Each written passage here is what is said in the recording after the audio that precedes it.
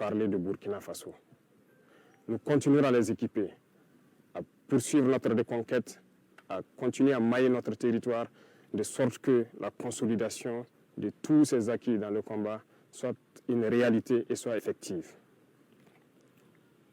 Camarades, il arrive des moments donc, dans l'histoire d'un peuple, que ces situations arrivent. Mais nous avons su au Burkina Faso nous unir et nous donner la main pour pouvoir vaincre l'ennemi. Les combattants aujourd'hui sont fiers et continueront leur mission pour recouvrer l'intégralité de notre territoire et pouvoir donner vie à notre nation. L'armée ira où elle doit aller pour sécuriser nos richesses, puisque c'est de ça qu'il s'agit. Nous sommes victimes de nos richesses. Ces richesses que les impérialistes veulent, coûte que coûte, reprendre en main et nous maintenir dans notre esclavage.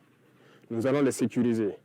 Et dès à présent, tous les groupements sont instruits de reprendre les opérations de manière active. Au sol comme dans les airs, nous allons traquer ces ennemis de la nation jusqu'à leur dernier retranchement. Plusieurs opérations ont d'ores et déjà commencé et vont s'intensifier. Nous allons les poursuivre jusqu'à leur dernier retranchement et les éliminer jusqu'au dernier.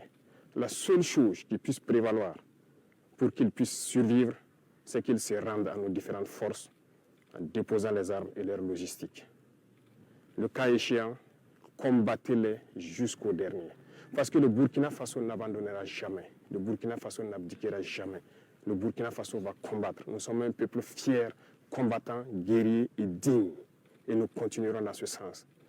Tous ceux qui rêvent de voir le Burkina Faso à genoux pour espérer nous ramener dans l'esclavage doivent comprendre qu'ils ont échoué. Parce que ceux qui ont risqué leur vie hier nous ont instruits de continuer le combat jusqu'à notre liberté totale et notre indépendance.